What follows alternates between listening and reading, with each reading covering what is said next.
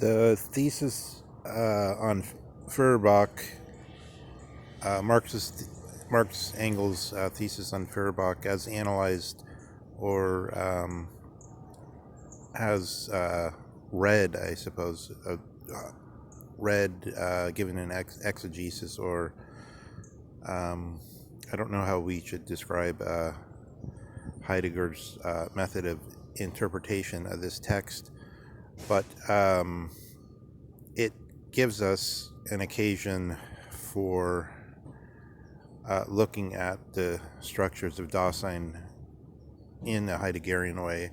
in connection to what we were just trying to bring out about Marx's method as over and against the Catholic method.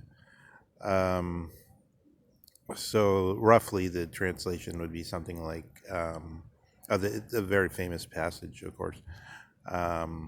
and which I should say appears bringing it into contemporary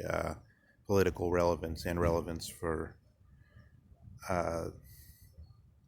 life on the planet in general, because of its messianic invitation to treat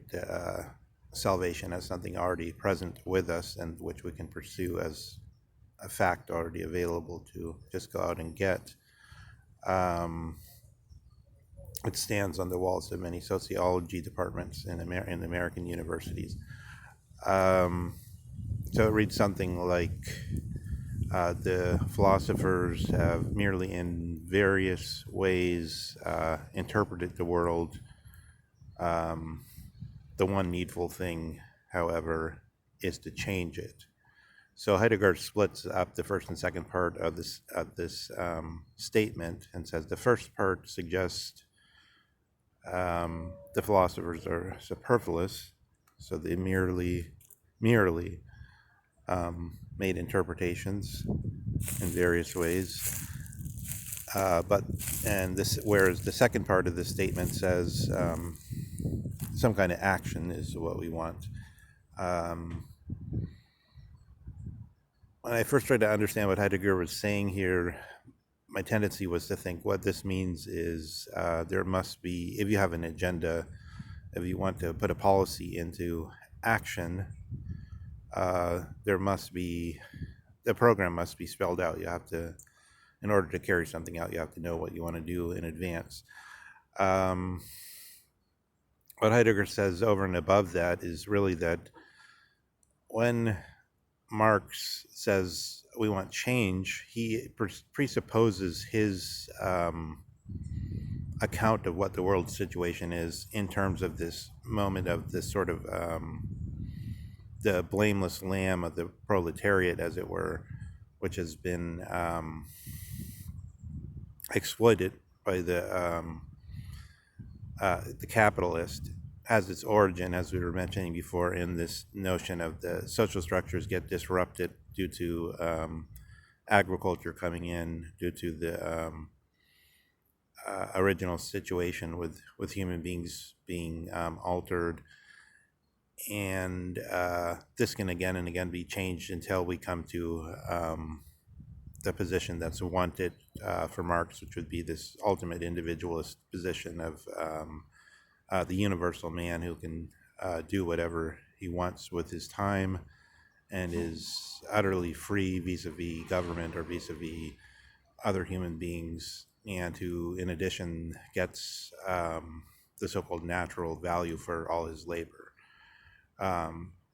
So it's something like, so in other words, but one can see that this vision of the complete state of history,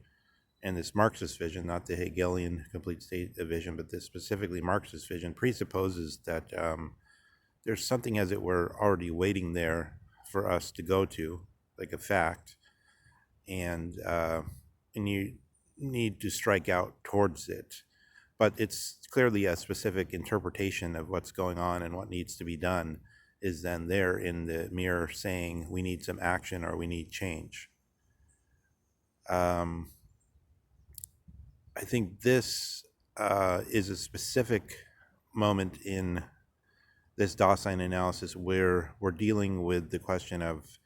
how so far are we in a state of forgetfulness when we're carrying out some kind of action, and especially an action which absorbs all political thinking and becomes sort of a tacit background for all political activity. How so far are we forgetting that this is a becoming, this is something that's not yet here, and treating it as though it were a fact, like a destination which is already there that we'll reach. But in the full sense of Dasein analysis, we have to even go, so this is where the structure of Dasein would have to deepen beyond the structure of any given Dasein, like the Marxist Dasein as we're looking at just now. We want to think something like, just as in the example of the lectern, which is something totally different to a Dasein which has come into the world in a modern Western state, or in a state, any state where there's worldwide, where there's universities and there's lecterns. This thing, the lectern, it's as it were already there, waiting for us as a fact, even though it's really a becoming and a future for the Dasein. So I think in terms of the George Berkeley example, where Berkeley is saying, even when we're not looking at things, not aware, not actually experiencing them, the horse is in the stable, the horse is still there because God's eyes are on them. So it's as though the eyes of God, in this sense, stand in for this messianic, Christianity, messianism are originally the same thing. It's the Jewish, some Jews, Paul has said, I accept that the salvation is upon us through Christ, through the Messiah has come. And then there's this new thing, is like Judeo-Christianism, where originally Christianism means messianism. And this, as in the King James Version of the Bible, I am that I am, it's as though